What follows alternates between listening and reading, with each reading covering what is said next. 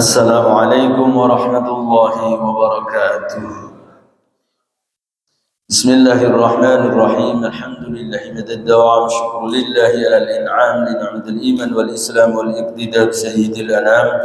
Thumma assalatu wa salam ala khatiril aiki wal anam. Rabbi shrah li sadri wa yassir li amri wahlul 'uqdatam min lisani yafqahu qawli, amma ba'du. Yang saya hormati, saya muliakan Bapak Ketua DKM Masjid Al-Barakah serta seluruh jajaran pengurus. Yang saya hormati, saya muliakan Bapak-bapak, Ibu-ibu, jamaah masjid semua. Mudah-mudahan kita dalam keadaan sehat walafiat, dalam curahan rahmat taufik hidayah maunah Allah Subhanahu wa taala.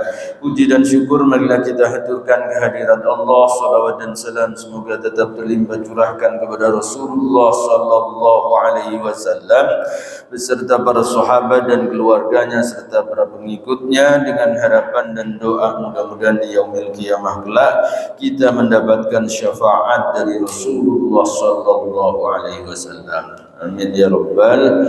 Untuk memulai kajian, mari sama-sama kita membaca Ummul Quran suratul Fatihah. Mudah-mudahan Allah memberikan kemudahan kita memahami hadis-hadis Rasulullah sekaligus mendapatkan keberkahan dari pengarang kitab ini, Al-Hafidh Ibnu Hajar Al-Asqalani. Biniyati doa wal qabul wal syafa'atir Rasul Hajar Al-Asqalani. Syekhina Al-Fatihah. A'udzu billahi minasyaitonir rajim. Ar-Rahmanir-Rahim. Shiratal ladzina an'amta 'alaihim. Bismillahirrahmanirrahim. Qala al-musannifu rahimahullahu ta'ala wa nafa'ana bihi wa bi ulumihi fid dharain amin. Kita kemarin sudah membahas tentang sholatul khauf, yaitu sholat ketika waktu dalam kondisi genting, dalam waktu peperangan. Nabi tetap diperintah melaksanakan sholat berjamaah. Itu sebabnya maka sholat berjamaah itu sangat penting, ya. Meskipun dalam kondisi perang sekalipun seseorang tetap, ya, dianjurkan melaksanakan sholat berjamaah. Nah, hari ini kita membahas tentang sholatul idaini, ya, tentang sholat hari raya. Bismillahirrahmanirrahim. An Aisyah radhiyallahu anha, dari Sayyidah Aisyah radhiyallahu anha qalat qala Rasulullah sallallahu alaihi wasallam, Rasulullah bersabda, al-fitru yauma yuftirun nas. Yang namanya hari raya fitri itu adalah hari di mana orang berbuka tidak puasa. Wal adha, sedangkan yang namanya hari Idul Adha itu yauma yudhhin nas, hari di mana orang menyembelih binatang. Maksudnya apa? Maksudnya orang kalau berhari raya baik Idul Fitri maupun Idul Adha itu mengikuti kebanyakan orang. Maksudnya apa? Seidealnya, ya, seyogianya orang melaksanakan Idul Fitri itu bareng, Idul Adha juga bareng, jangan beda-beda. Maksudnya kalau hari Fitri itu adalah hari di mana orang tidak makan. Nah, kalau misalnya tidak bareng, ya, nah, kayak apa beberapa waktu yang lalu, ya. Jadi yang satu sudah Idul Fitri, yang satunya masih puasa, kan berarti nggak bareng itu. Nah, Nabi menginginkan Idul Fitri itu adalah dilaksanakan bersama-sama, bareng, ya. Waktunya Idul Fitri ya waktu saat mereka tidak puasa.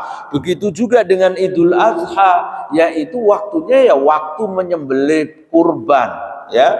Jadi waktu yaumin nahar atau hari penyembelihan, yaitulah waktunya Idul Adha. Jangan ada yang satu masih puasa Arafah sementara kelompok yang lain sudah sholat Id. Nah, ini sebaiknya dihindari, ya.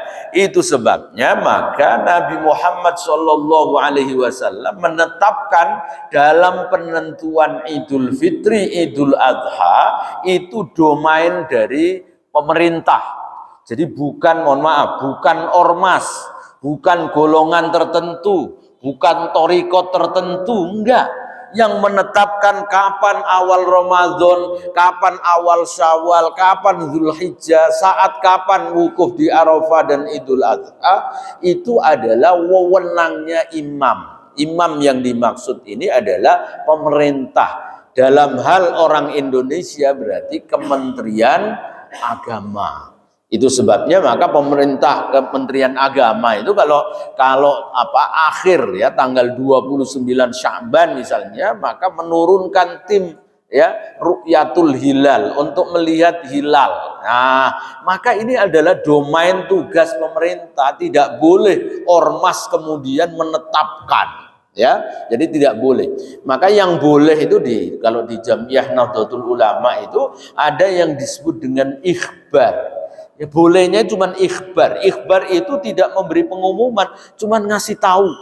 Ya, ikhbar itu ada orang yang sudah melihat bulan ya tanggal 1 hilal itu. Nah, untuk ketetapannya yang isbat, yang menetapkan tetap pemerintah. Ya, maka orang yang melihat akan disumpah dan seterusnya ya, dia benar-benar melihat atau tidak. Jadi sekali lagi bahwa itu adalah domain atau wewenang ya dari pemerintah. Jadi tidak boleh kemudian orang menetapkan sendiri-sendiri. Karena Nabi menginginkan tadi hari fitri itu adalah hari di mana orang-orang berbuka tidak puasa. Artinya kalau ada sebagian orang yang masih puasa berarti nggak sama kalau begitu. Ya, nah, idealnya adalah bareng ya, jadi sama-sama. Itu sebabnya maka para ulama menyatakan jika ada orang melihat hilal, ya, ada orang melihat hilal, tetapi penyaksiannya, kesaksiannya tidak diterima. Misalnya kalau sekarang itu kan orang yang melihat hilal itu harus tahu posisi derajat hilal itu ada di mana. Ya, karena apa? Karena sekarang itu banyak orang yang menduga bahwa yang dilihat itu sinar bulan tanggal 1 Syawal misalnya, padahal sesungguhnya itu bukan hilal, ya. Itu bias dari cahaya, bisa jadi dari planet yang lain.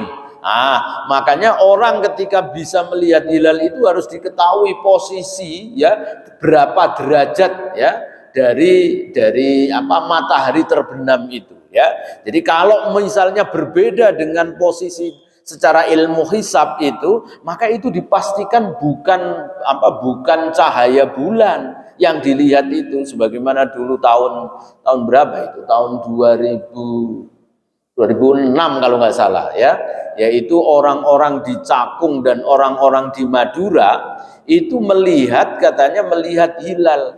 Padahal secara ilmu hisab tidak mungkin bisa terlihat. Karena hilal itu posisinya masih di bawah 1 derajat, gak mungkin terlihat. Lah ada orang yang lihat, ternyata yang dilihat itu cahaya dari planet Venus, ya. Jadi bukan bulan, tetapi Venus yang dilihat. Karena secara ilmu hisab sudah bisa diketahui bahwa posisi hilal gak mungkin bisa dilihat kalau masih di bawah 2 derajat. Ya, itu nggak mungkin bisa terlihat. Lah kok ada yang melihat, maka itu bukanlah bulan. Ya, nah, kalau orang Madura lain lagi, yang dilihat bukan planet Venus, tetapi yang dilihat apa? Semburat lampu kapal nelayan.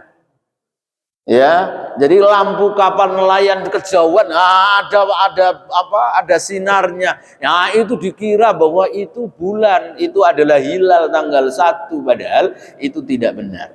Nah, jika ada orang melihat hilal dan kemudian kesaksiannya ditolak, maksudnya bahwa ternyata nggak bisa diterima misalnya karena tadi misalnya nggak mungkin bulan hilal itu bisa dilihat karena belum 2 derajat misalnya ya, apalagi terakhir ya Mabim itu menetapkan 3 derajat.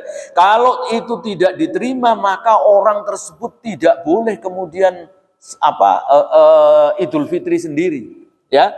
Jadi walaupun dia lihat hilal misalnya, tapi kesaksiannya itu ditolak karena tadi misalnya nggak mungkin ya secara ilmu hisab nggak mungkin itu adalah hilal, maka orang tersebut wajib tetap puasa. Nggak boleh kemudian orang saya sudah melihat hilal ya udah saya nggak puasa, nggak boleh begitu ya. Dia wajib tetap melaksanakan puasa ya.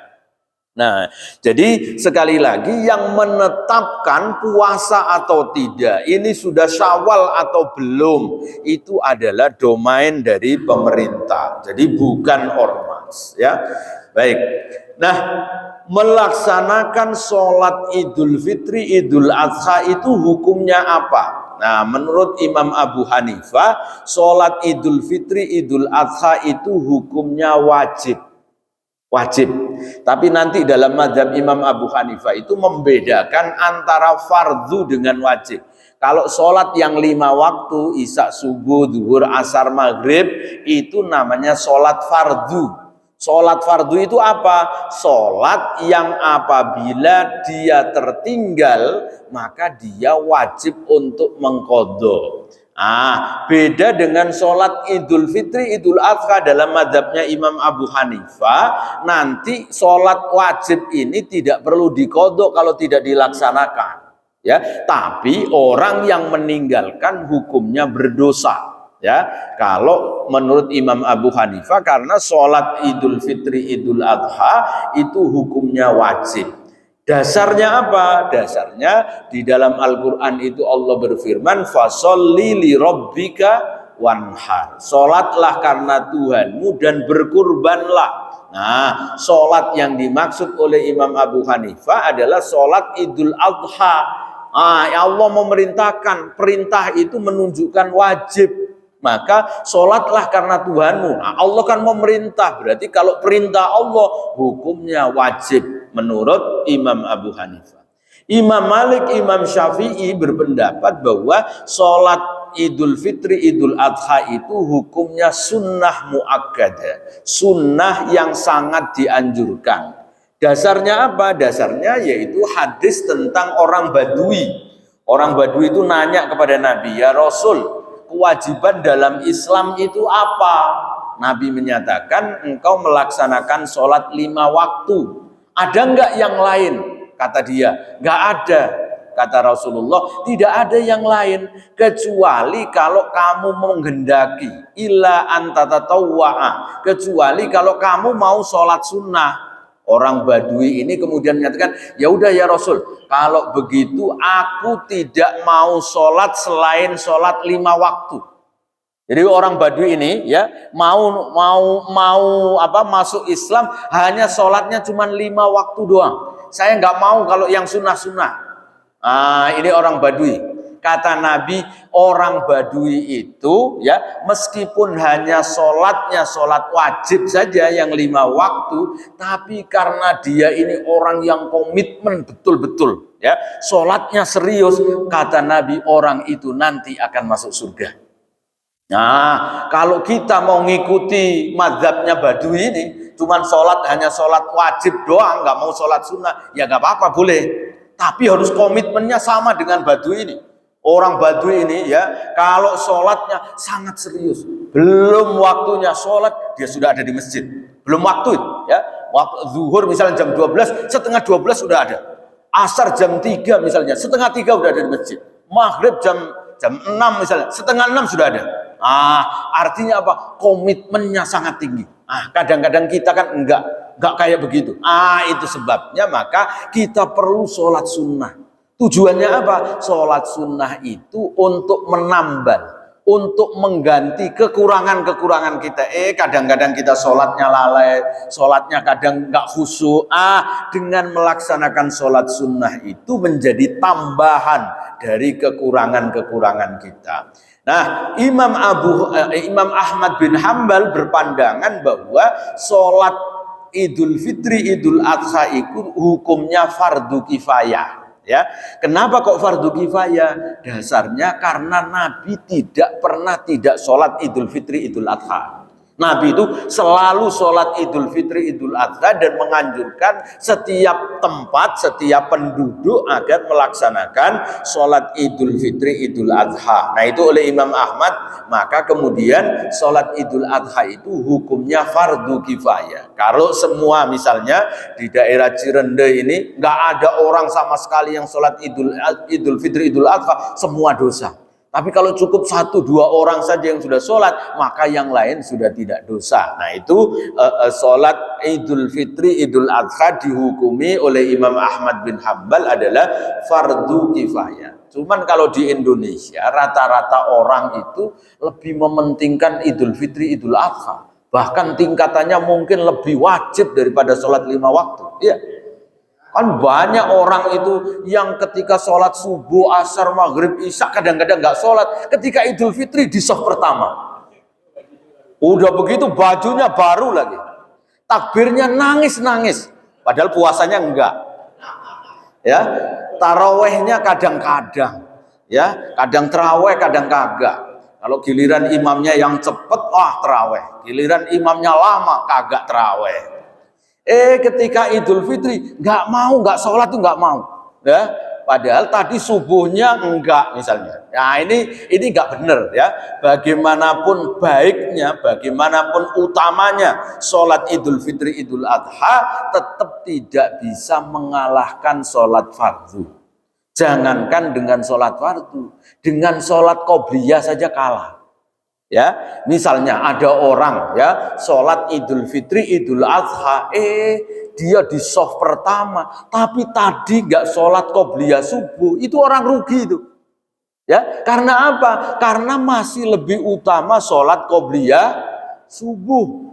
Ya, sholat ba'diyah zuhur, qobliyah zuhur lebih utama daripada sholat Idul Fitri, Idul Adha. Karena sholat sunnah itu derajat paling tinggi itu adalah sholat rawatib dan sholatul lail, ya, sholat tahajud. Ya, jadi kalau ada orang sholat Idul Fitri, Idul Adha, tapi tidak sholat sholat qobliyah subuh, itu orang rugi. Ya, orang yang ibaratnya mencari sesuatu yang utama, tetapi meninggalkan yang lebih utama. Ya, nah itu.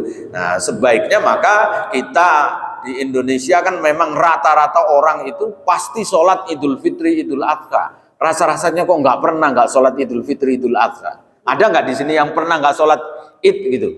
Rasa-rasanya kok nggak ada gitu ya. Sebadung-badungnya itu ya masih tetaplah sholat Idul Fitri, Idul Adha. Apalagi baju baru ya, semangat banget berangkatnya. Baik. Kita lanjutkan hadisnya. Wa an Abi Umair, dari Abi Umair bin Anas bin Malik radhiyallahu anhuma, an umumatin lahu, dari paman-pamannya, minas sahabati, dari sahabat, anna rokban, sesungguhnya ada kafilah dagang, jauh dia datang. Fasyahidu, dan mereka bersaksi, annahum, bahwa kafilah dagang ini ra'au al-hilala bil amsi, sudah pernah melihat hilal kemarin. Ya, fa amarahumun nabi, maka nabi kemudian memerintahkan ayyuftiru, sahabat-sahabat untuk berbuka, ya, tidak puasa. Wa idza asbahu, ketika pagi, ayyaudu ila musallahum, agar mereka berangkat ke lapangan untuk sholat. Nah ini yang sholat satu-satunya sholat yang pernah dilakukan oleh nabi, sholat Idul Fitri tanggal 2 Syawal. Ya, tanggal 2 Syawal, yaitu ketika ada kafilah dagang dari Syam, orang Madinah yang berdagang ke negeri Syam, itu mereka datang kepada Nabi tanggal 1, ya, tanggal 1 Syawal. Mereka sampai di Madinah. Nah, mereka kemudian lapor kepada Nabi, peristiwa ini terjadi setelah Nabi sholat zuhur. Jadi Nabi setelah sholat zuhur, para pedagang dari Syam itu datang kemudian berlapor, ya Rasul, kemarin kami di Syam, di Syria, itu sudah melihat hilal. Artinya sudah masuk 1 Syawal, gampangnya orang Syria sudah takbiran tadi malam.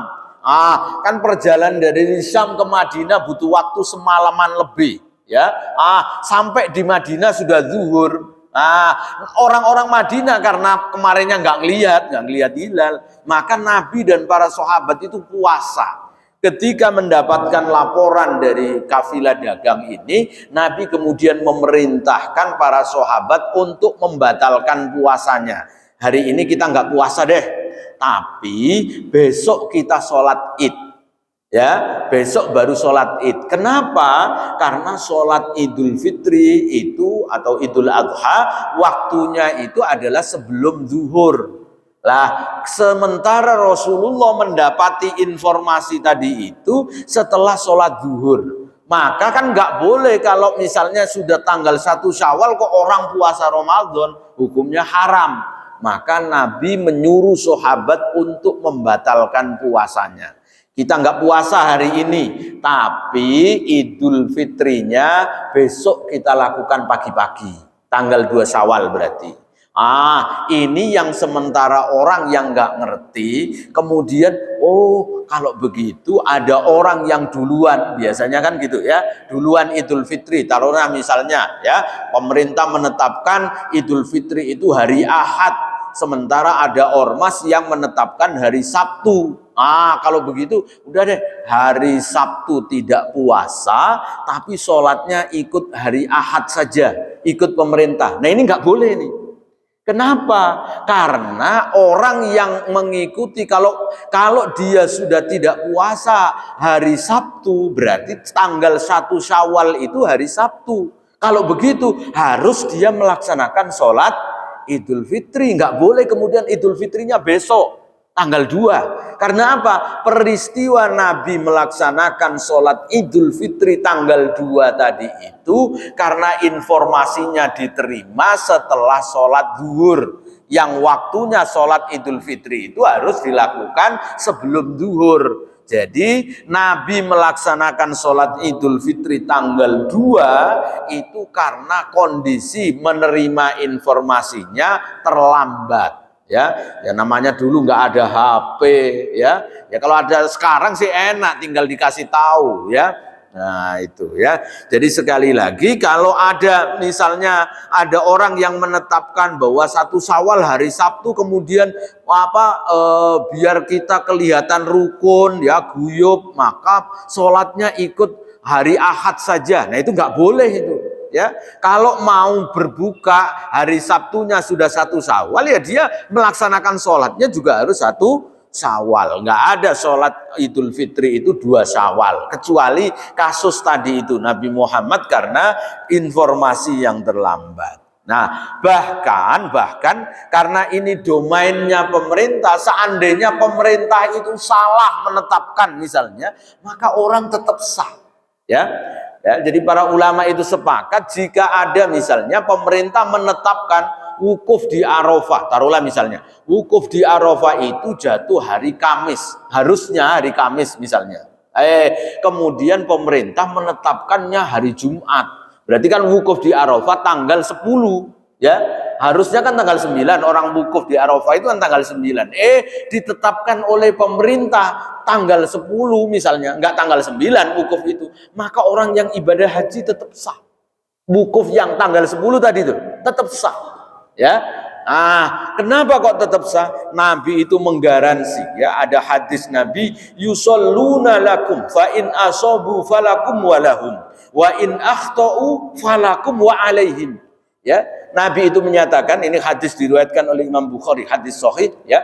Kalau pemerintah sudah menetapkan dan ketetapannya itu benar, ya, misalnya bahwa ditetapkan 1 Syawal atau 10 Dzulhijjahnya itu ketetapannya benar, maka kata Nabi falakum walahum, maka kebaikan pahala itu bagi kamu dan bagi mereka, bagi bangsa, bagi rakyat, bagi warga negara, dan bagi pemerintah. Artinya karena apa? Ketetapannya benar. Fa in akhtau, kalau pemerintah dalam menetapkannya itu salah, ya, tadi misalnya, ya, harusnya wukuf di Arafah tanggal 9 itu hari Kamis, ditetapkan oleh pemerintah Arab Saudi tanggal 10 Dzulhijjah baru wukuf di Arafah. Nah, maka kalau salah bagaimana? Wa in akhtau falakum wa alaihim. Kalau mereka menetapkan salah, maka kalian tetap sah, tetap mendapat pahala, wa alaihim, dan kesalahan itu ditimpakan kepada mereka. Jadi itu enaknya jadi rakyat itu, ya. Jadi warga negara itu enak, nggak usah tanggung jawab, mereka yang nanggung. Jadi kalau benar kita dapat, ya, kalau salah kita tetap dapat pahala, mereka yang nanggung. Kan enak tuh kita jadi rakyat itu, nggak usah pusing-pusing, ya. Jadi pemerintah yang menanggung. Seandainya salah, maka pemerintah yang berkewajiban menanggung, ya. Baik, kita lanjutkan. Wa an Anas radhiyallahu anhu, dari Anas radhiyallahu anhu qol, kana Rasulullah sallallahu alaihi wasallam la yaghdu yaumal fitri hatta ya'kula tamaratin, ya.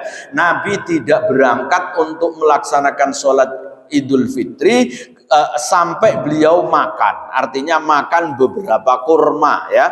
Jadi maksudnya apa? Orang kalau Idul Fitri dianjurkan sebelum berangkat sholat itu makan dulu di rumah, ya. Nabi itu biasa makan beberapa kurma. Nabi itu kalau makan kurma itu selalu ganjil, 1, 3, 5, 7, 9, 11, 13 dan seterusnya, ganjil.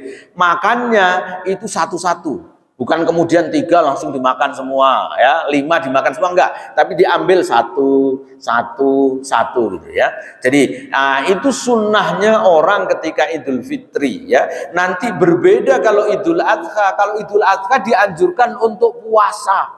Jadi sebelum berangkat enggak makan, enggak minum. Ya, beda dengan kalau Idul Fitri. Kalau Idul Fitri makan dulu. Kenapa? Karena yang disunnahkan saat Idul Fitri itu adalah sebelum berangkat kita menunaikan kewajiban zakat fitrah.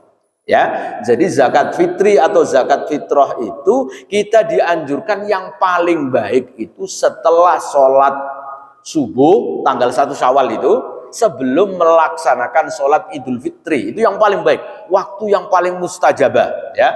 Tapi ini menjadi problem di Jakarta. Kalau ini dilakukan, nggak ada orang bisa nerima zakat fitrah, ya, karena orangnya sudah mudik semua, karena ada pulang kampung itu, ya. Boro-boro kalau sampai tanggal 1, ya, orang tanggal seminggu sebelum Lebaran aja udah banyak yang sudah pulang. Padahal zakat fitrah itu nggak boleh diwakilkan, ya, nggak boleh misalnya mustahik misalnya, orangnya sudah pulang kampung kemudian dititipkan ke tetangga, ini nanti tolong ya kalau dia pulang ini disampaikan, nggak boleh, nggak sah itu, ya, nggak sah. Zakat fitrah itu harus kepada orang mustahiknya langsung, nggak boleh diwakilkan, kecuali kalau mustahik juga yang menerima. Misalnya yang menerima, kalau di Masjid Al-Barkah ini Pak Haji sebagai amil yang sudah resmi dari Basnas misalnya, kemudian dititipkan, ya, tadi orang zakat fitrah belum sempat dibagi, kemudian diserahkan ke Pak Haji Yusman Namut misalnya, maka itu nggak apa-apa karena beliau adalah amil, ya. Kemudian nanti baru diberikannya tanggal 15 Syawal saat orang yang mudik tadi balik misalnya, kemudian dikasih, nggak apa-apa, itu sah karena menjadi penerima. Tapi kalau bukan amil yang resmi, ya, amil-amilan, maka itu nggak sah, ya. Karena apa? Karena amil-amilan itu nggak boleh menerima zakat fitrah. Ya, jadi nggak punya hak, ya. Jadi amil yang sah itu adalah amil yang resmi diangkat oleh pemerintah, dalam hal ini yaitu Basnas, ya. Nah, sedangkan dalam Idul Adha orang berangkat itu dianjurkan untuk tidak makan, tidak minum. Ya, artinya apa? Puasa dulu. Karena apa? Karena yang disunnahkan, kalau Idul Fitri itu disunnahkan sebelum berangkat itu baru bersedekah, baru bayar zakat. Tapi kalau Idul Adha disunnahkannya setelah pulang dari sholat. Ya, jadi sebelum sholat Idul Fitri disunnahkan sedekah. Kalau Idul Adha setelah sholat baru disunnahkan sedekah. Apalagi kalau sedekahnya berupa daging kurban, ya. Nah, itu sebabnya kalau Idul Fitri pelaksanaan sholatnya agak siang, waktunya juga agak lama, khutbahnya agak lama, sholatnya agak lama, waktunya agak siang. Kalau Idul Adha waktunya agak pagi, yang penting sudah masuk waktu duha, kemudian khutbahnya jangan lama-lama, sholatnya juga jangan lama-lama. Karena apa? Karena biar cepat, ya, sapi dan kambingnya disembelih, kemudian bisa dibagi kepada orang. Di sisi lain, orang-orang tadi berangkat dari rumah belum nyarap, ya, kan puasa, masih dalam keadaan belum makan. Ya karena itu maka jangan lama-lama. Beda dengan Idul Fitri. Karena Idul Fitri sudah sarapan dulu sebelum berangkat, maka nggak apa-apa khutbahnya lama, sholatnya lama dan seterusnya. Ya. Baik, wa an Ibnu Buraidah, dari Ibnu Buraidah an abihi radhiyallahu anhu maqala kana Rasulullah sallallahu alaihi wasallam la yakhruju yaumal fitri hatta yat'ama. Nabi tidak keluar untuk melaksanakan Idul Fitri kecuali beliau makan terlebih dahulu. Wala yat'amu yaumal adha, tetapi Nabi tidak makan dulu kalau hari Idul Adha hatta yusolliya, sampai Nabi melaksanakan sholat. Jadi sholat dulu, baru setelah pulang dari sholat kemudian baru makan. Tapi kalau Idul Fitri makan dulu baru kemudian berangkat untuk sholat. Wa an Ummi Atiyah radhiyallahu anha, dari Ummu Atiyah radhiyallahu anha, umirna, kami diperintahkan an nukhrijal awatiqo, untuk mengeluarkan gadis-gadis pingitan, wal khuyadha, dan orang-orang wanita yang sedang haid, fil aidaini, di dalam 2 hari raya, yashhadna al khaira, agar mereka menyaksikan kebaikan, wa da'watal muslimin, dan dakwah Islam, wa ya'tazilul khuyadul musalla, dan kami diperintahkan juga untuk memisahkan orang-orang yang haid itu dari tempat sholat. Maksudnya apa? Idul Fitri, Idul Adha, orang-orang yang tidak sholat sekalipun, wanita yang haid itu tetap dianjurkan untuk datang ke tempat sholat. Ya tentu tidak untuk sholat, tetapi untuk menyaksikan, untuk mendengarkan khutbah nggak apa-apa, tapi tidak boleh ikut sholat. Nah, wanita yang haid itu dipisahkan, artinya tidak boleh misalnya masuk ke dalam masjid kalau pelaksanaannya di masjid, ya.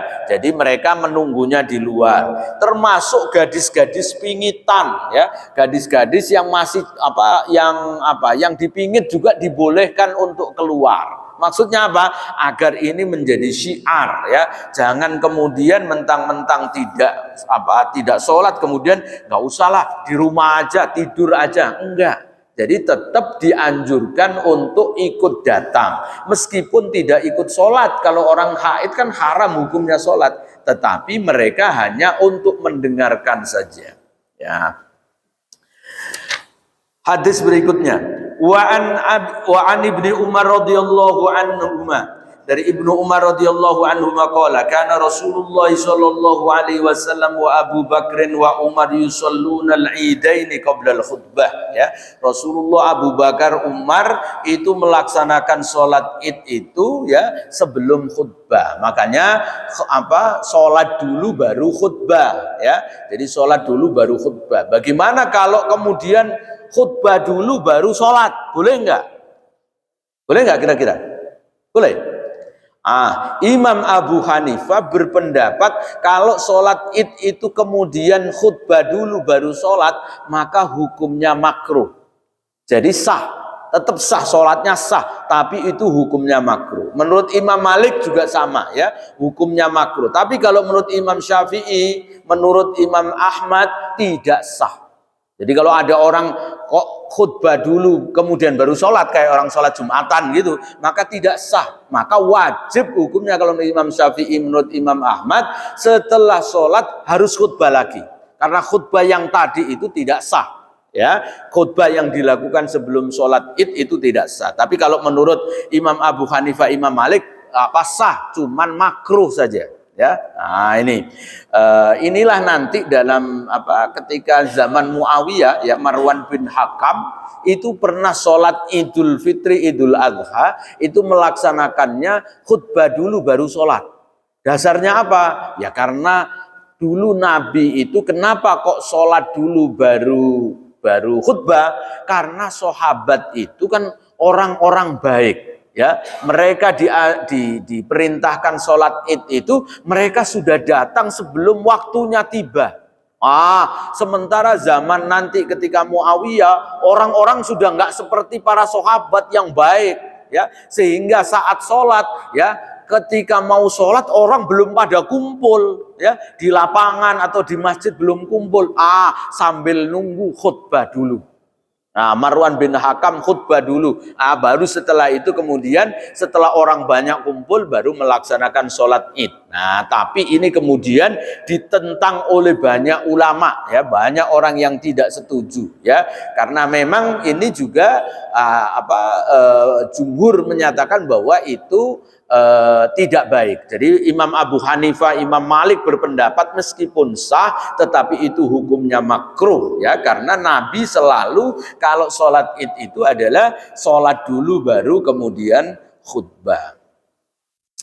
Nah, khutbah di dalam sholat id itu 2 atau 1. Biasanya kan banyak orang yang berdebat dalam masalah ini. Nah, menurut jumhur ulama, 4 mazhab itu berpandangan bahwa sholat Idul Fitri, Idul Adha itu seperti seperti khutbah Jumat. Artinya apa? Berarti dua kali. Jadi 2 kali khutbah. Ya, dasarnya apa? Yaitu qala syahidtu al-fitra ma'an nabi wa Abi Bakrin wa Umar wa Utsman yusalluna qabla al-khutbah thumma bukan ini ya. Qa'ada ya. Fa khotaba qa'iman thumma qa'ada qa'adan thumma khotaba. Ya, jadi Nabi itu ya dasarnya adalah ketika Nabi melaksanakan sholat Id, ya, selesai sholat Id Nabi itu berdiri untuk khutbah, kemudian duduk, kemudian berdiri lagi. Nah, berarti apa? Berarti khutbahnya itu 2 kali. Persis seperti orang khutbah Jumatan, ya. Jadi khutbah, kemudian duduk, kemudian berdiri. Nah, nanti ada pendapat yaitu dari Imam Asy-Syaukani dan Ibnu Taimiyah, ya, bahwa sholat id itu boleh dilaksanakan khutbahnya cuma sekali, ya, tidak 2 kali. Dasarnya, walaupun dasarnya hadis ini hadis yang umum, ya, dari hadisnya Jabir, qala kharaja Rasulullah yaumal fitri wal adha, ya, Nabi keluar untuk melaksanakan sholat Idul Fitri dan Idul Adha, ya, wa yakhtubu ba'daha, dan Nabi melaksanakan khutbah setelah sholat. Nah, kata-kata wa yakhtubu ba'daha, melaksanakan khutbah setelah sholat, ya, setelah sholat tadi itu kan disebutnya cuman khutbah doang. Berarti kalau begitu hanya sekali khutbahnya, tidak 2 kali. Kalau hadis yang pertama kan Nabi berdiri khutbah, kemudian duduk, kemudian berdiri khutbah lagi. Nah, tapi hadis yang kedua ini Nabi melaksanakan khutbahnya itu setelah sholat. Nah, dikatakan khutbah setelah sholat. Nah, kata-kata khutbah tidak khutbah 2 kali, enggak, cuman khutbah. Nah, itu yang kemudian dipakai dasar bahwa khutbahnya sekali. Tetapi jumhur ulama yaitu 4 mazhab berpandangan bahwa khutbahnya adalah 2 kali, yaitu tetap sama dengan orang sholat Jumat. Wa an Ibnu Abbas radhiyallahu anhuma anna Nabiyya sallallahu alaihi wasallam shalla yaumal idi rak'atain. Nabi melaksanakan salat Id itu 2 rakaat. Lam yusalli qablahuma wala ba'dahuma. Nabi tidak salat sebelumnya maupun setelahnya. Maksudnya apa? Salat Id itu tidak ada salat qobliyah, tidak ada salat ba'diyah. Ya, maksudnya, jadi Nabi tidak melaksanakan sholat id itu sebelum sholat id nggak ada sholat lagi, setelah sholat id juga tidak ada sholat. Maksudnya nggak ada sholat qobliyah, nggak ada sholat ba'diyah. Ya, nanti ada hadisnya yang berbeda, ya. Nabi sholat setelah sholat id, ya. Wa anhu, saya baca hadisnya dulu. Wa anhu dari Ibnu Abbas juga, anna Nabiyya sallallahu alaihi wasallam shallal id. Nabi melaksanakan sholat id bila adzanin wala iqamatin, tanpa ada adzan, tanpa ada qomat, ya. Jadi tidak ada Allahu Akbar ngundang orang untuk adzan sholat id, nggak ada. Qomat juga nggak ada. Tapi diganti dengan as-sholatu jami'ah, ya. Shollu sunnatan li idil fitri raqataini jami'atan rahimakumullah. Nah, itu pengganti dari qomatnya, ya. Jadi qomatnya itu pakai as-sholatu jami'ah. Jadi as-sholatu jami'ah itu maksudnya sholat sunat mari kita laksanakan dengan berjamaah. Jadi as-sholatu jami'ah itu tidak berlaku bagi sholat fardu. Karena kalau sholat fardu ya qomat, ya, qad qomatis shalah itu.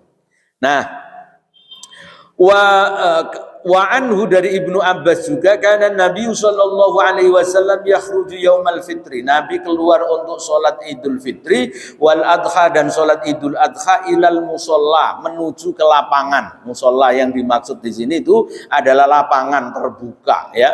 Wa awwalu syai'in yabda'u bihi as-shalah, Nabi melaksanakan pertama kali, yang artinya apa yang dilakukan ya sholat. Sumayan shorifu, kemudian Nabi meninggalkan, artinya setelah sholat itu beranjak. Fayakumu, kemudian Nabi berdiri, fa muqabilan nas, menghadap manusia, artinya khutbah. Nabi setelah sholat kemudian berdiri menghadap orang untuk khutbah. Wan nasu ala sufufihim, orang-orang sedang masih berada di saf-saf mereka. Faya'idhuhum wa ya'muruhum, Nabi menasahati mereka dan memerintahkan mereka. Maksudnya setelah sholat kemudian Nabi khutbah menghadap kepada para jamaah, ya. Nah, ini nanti hadisnya ada yang sholat dua rakaat. Jadi Nabi habis sholat id kemudian pulang ke rumah sholat 2 rakaat. Nah, sholat apa 2 rakaat itu? Nah, nanti yang para ulama kemudian berbeda pendapat, ya. Yang pertama yaitu mazhab Imam Abu Hanifah. Imam Abu Hanifah itu berpandangan bahwa orang sholat setelah maupun sebelum sholat id itu hukumnya makruh jika dia melaksanakan sholat itu di tempat sholat. Misalnya di lapangan sholatnya. Maka orang sholat sebelum atau setelah sholat id itu hukumnya makruh menurut Imam Abu Hanifah. Menurut Imam Malik hukumnya makruh jika sholatnya itu di lapangan. Tapi kalau sholatnya di masjid tidak. Karena apa? Karena kalau sholatnya di masjid berarti sholat tahiyatul masjid. Jadi nggak apa-apa, ya, sholat untuk menghormat masjid. Tapi kalau di lapangan nggak boleh ada orang sholat tahiyat lapangan. Ya, karena nggak ada tahiyat lapangan, tahiyat musola juga nggak ada, ya. Sholat yang ada ya tahiyat masjid. Jadi kalau di masjid baru boleh. Nah, inilah yang dipakai oleh Imam Syafi'i. Kalau Imam Syafi'i berpandangan bahwa boleh kalau sholatnya di masjid, maka sebelum sholat id itu orang boleh sholat 2 rakaat sebelum sholat id, yaitu sholat tahiyatul masjid, ya. Nah, kalau menurut Imam Ahmad, ya, menurut Imam Ahmad makruh hukumnya sholat, ya, mau di luar masjid atau di dalam masjid, ya. Walaupun di dalam masjid kalau menurut Imam Ahmad tetap tidak boleh, karena dasarnya tadi Nabi tidak melaksanakan sholat sebelum sholat id dan tidak melaksanakan sholat setelah sholat id, ya. Jadi nggak ada qobliyah, nggak ada ba'diyah lah, gampangnya gitu. Nah, itu sebabnya maka nanti kalau ada orang sholat di lapangan maka tidak perlu sholat tahiyat lapangan. Jadi kalau nanti sholat di lapangan kemudian sholat, ya nunggu saja waktunya sholat duha. Kalau sholatnya sholat duha ya nggak apa-apa. Taruhlah misalnya jam 7, sudah masuk waktu duha. Kemudian orang ini sholatnya sholat duha, ya boleh. Yang nggak boleh kan sholat qobliyah Idul Fitri. Tapi kalau dia di lapangan tadi itu sholatnya sholat duha, ya boleh, nggak apa-apa. Karena bukan sholat qobliyah, tapi sholatnya adalah sholat duha, ya. Wa an Amr bin Syu'aib an abihi an jaddihi radhiyallahu anhum qala Nabi sallallahu alaihi wasallam at-takbiru fil fitri sab'un fil ula wa khamsun fil ukhra, ya.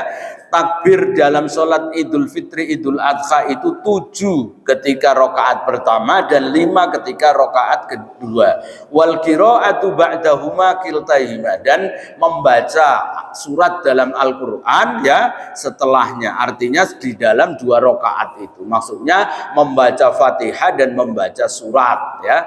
Nah, nanti ada perbedaan, ya, tentang membaca takbir, ya, takbir dalam rakaat pertama dan kedua sholat id itu.